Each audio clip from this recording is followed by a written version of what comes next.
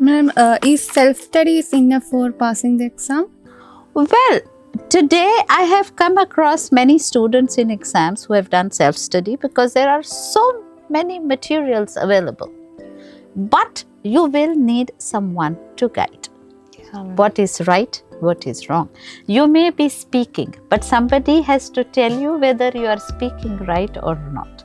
You may write, but somebody has to tell you what you have written is according to the accepted standards or not. You may still use ChatGPT, but all the same, at the end, not everything that ChatGPT says is right. Yeah.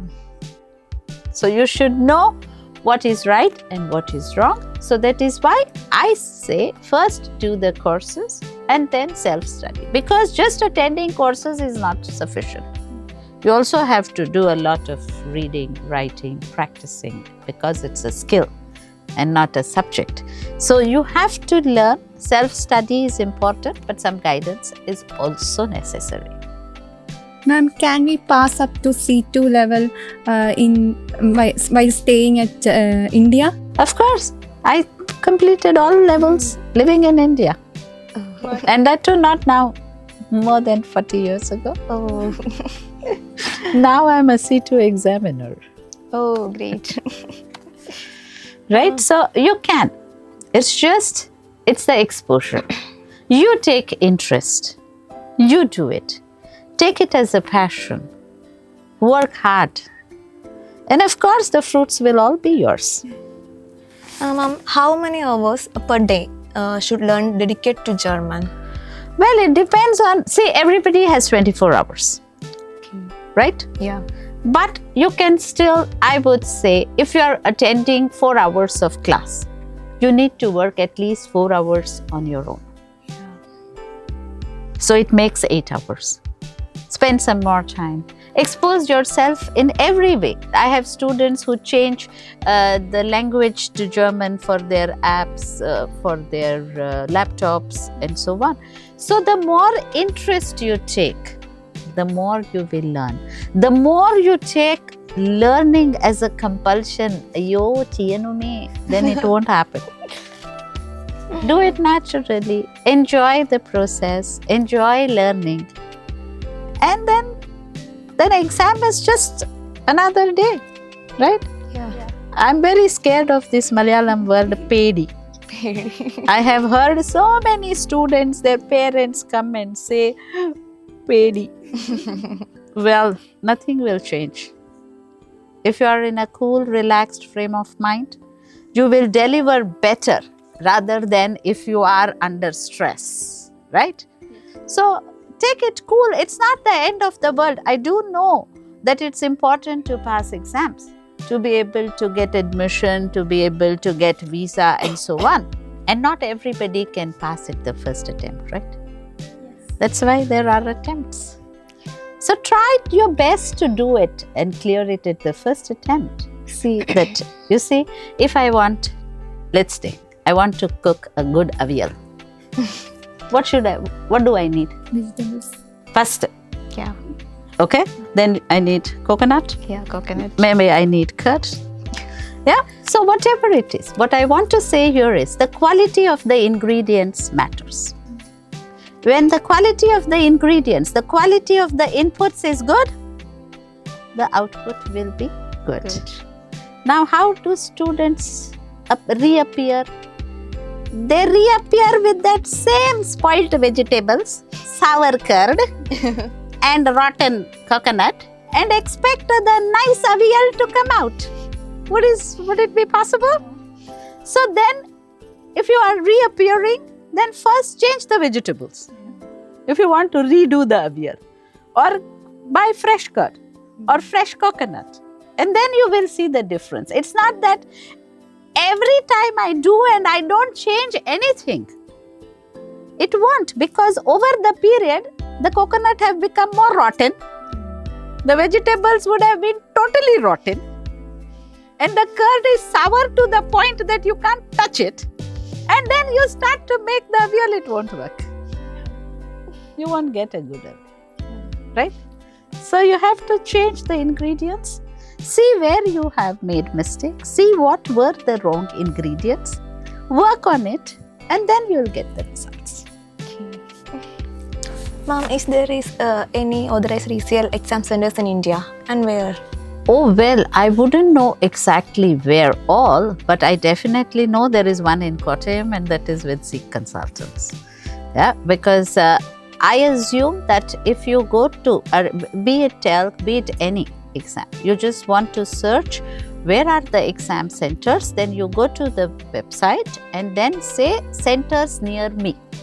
And then it shows all centers. Or you can say centers in my country. Then you can just select the country and you will see where all the centers are.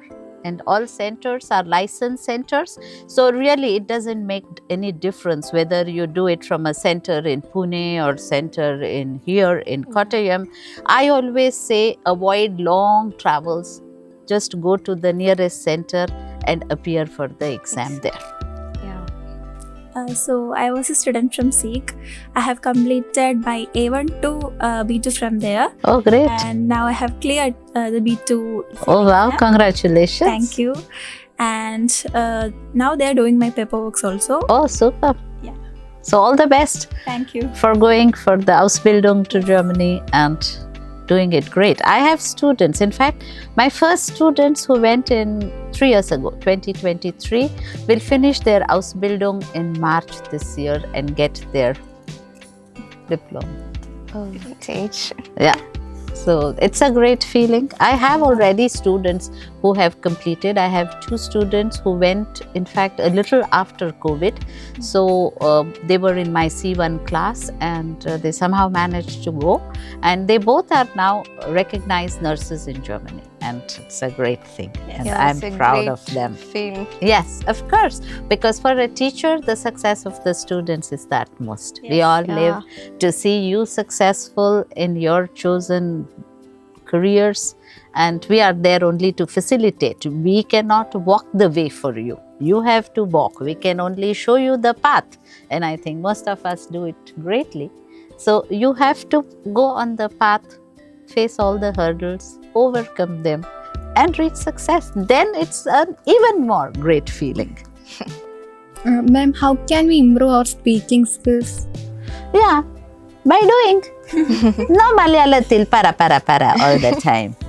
No? As I see very often when I walk, you see, in many schools in Mumbai, if you're in an English medium school, there are fines if you speak in any other language. Yeah. Right? You all went through the same? Yes. Yeah. Are there such fines in Zeiq if you speak in Malayalam? Yes? No? Yes? No? Okay. Anyways, the moral of this story is use the language. Use the language, then only you will get fluency. Because fluency does not come by hearting the structures one day before the exam. Right? Fluency comes by using them regularly so that they become a part of you and you can speak fluently. Ma'am, I heard medical German is difficult than everyday German. How different the medical German and everyday German? No, I wouldn't say difficult. You see, there is everyday German which everybody needs. Now, when we teach German to, let's say, doctors, I may not understand the term, but the doctor knows. There's any difference? Of course. Do you know what are pancreas in German? Nein. Yeah? Bauchspeicheldrüse. Okay. Okay? But nurses will know. They will learn it. Yeah. Doctors will know. So, it's just a vocabulary that changes. Structures remain the same. Active remains active, passive remains passive, accusative is accusative, dative is dative. Nothing changes there.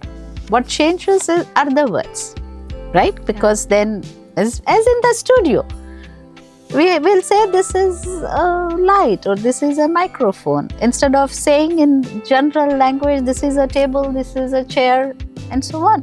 So vocabulary changes, but the structures do not change. And structures remain the same.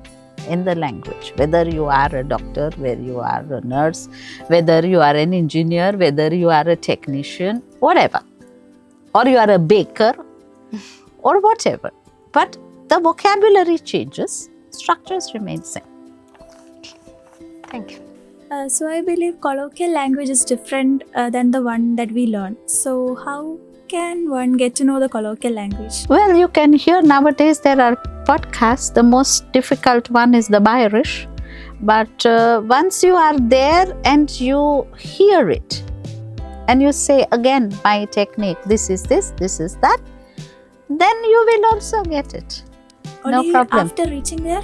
Mostly after reaching there, unless you regularly, you see, I know people who have learned Korean by just listening to these K-pop songs. Yeah. Right? Yeah. So, the same way, you hear, you say, this is this is that, and you use it when you are in that situation. And then you get it. Ma'am, one mistake would you want your students to stop while learning German? Well, I would say learn systematically. And very important, I do see students sitting and learning the glossary book. If that is the way to learn, then tomorrow you start learning the entire dictionary. It's not enough to know that this is this and this is that. You should know when to use it. You should learn it in context and use it in context correctly. That's how you learn. Just by knowing 500 words, 200 verbs, 3000 words, you will never know because you don't know where to use what. Right? So the context and usage are more important. And of course, it's good to have a good vocabulary.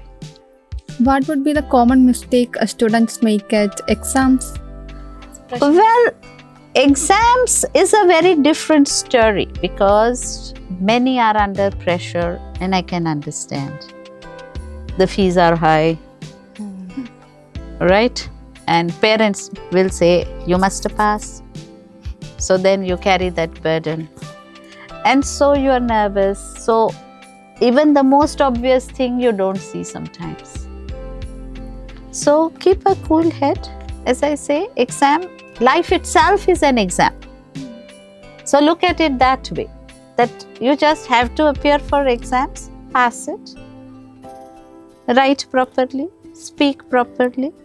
Don't let fear create a muddle in your head that you don't even know. I come across students who don't even know what they are saying. So you ask a question based on what they have just said, they look at you. But they have just said it. So understand what you're saying, understand what you're writing. Don't just by heart and just for it to look, because and eventually you may still fool the teacher and get marks. You may still use codes and pass exams. But when you land in Germany, you have to listen to the teacher. You have to listen to the professor or whoever is teaching, make notes, understand and pass exams. There, no shortcuts, no codes. And that is why such students are also detected and also sent back home. Professionals also, those who pass by not so legal methods, are also detected and sent home. So it's not that you get the visa and land there means everything is done. You still, for nurses also and for you for the Ausbildung also, there is a probation period. If you do not perform during the probation period, you will be sent home. And in 2025 or I think 2025 or 4, we have had quite a large number of students who were sent back from the Ausbildung. So it's not that just you do somehow you land in Germany and everything is fine. And how can we increase our listening skills? By listening. Learn by doing. Simply listening. Listening and answering questions. Because you see today there are websites and also YouTube channels that give you practice. of listening along with the question paper and along with the answer and discussed at the end as to why it is A. And always, I also say, while teaching itself, also explain to the students why answer is A and not B and not C. It's not just listening comprehension, is not just you hear the word so you say yes. You see, and it also has something to do with our exam or the way we learn language in schools. I'll give you an example. I'm sure you all have done it this way, that you have in English a reading comprehension. Sita and Gita are friends. They go to the jungle for a picnic. First question, who are friends? How you do? Friends. Friends. Write one whole line before and after and full marks. In proficiency exams, it doesn't happen that way. We will say, who are not enemies? Who get along well with each other?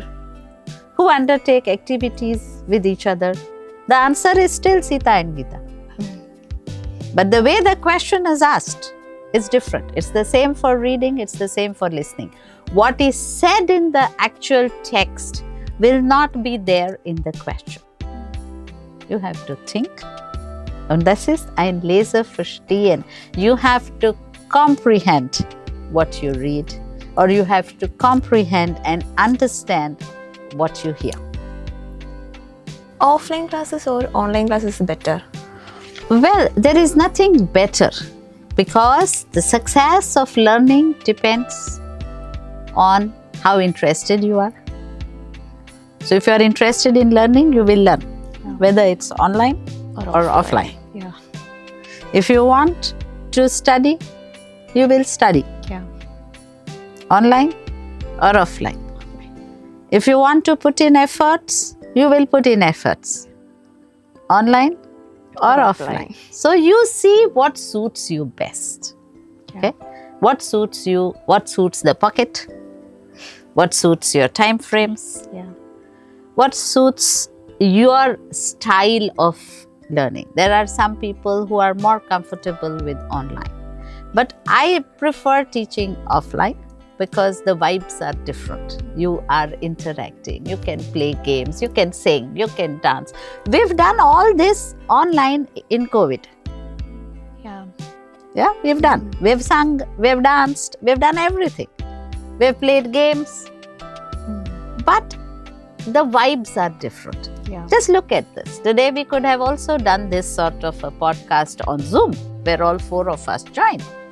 But today the environment is different. The vibes are different. The energy levels are different. And that's why I prefer offline, the Präsenzunterricht. But then if you don't have the time and it's more convenient, you are in remote. I mean, imagine what a boon it is to sit in some remote hilly area and still be able to learn German, where the nearest Goethe Institute or any other language institute is 5,000 kilometers away from you. Right? You have this opportunity today because of online. So make the best use of it. And there are so many materials available online and testing tools available online. So there are good means of preparation, but finally it's you who matters. It's you who have to do it. It's you who have to put in the effort and bring it to success.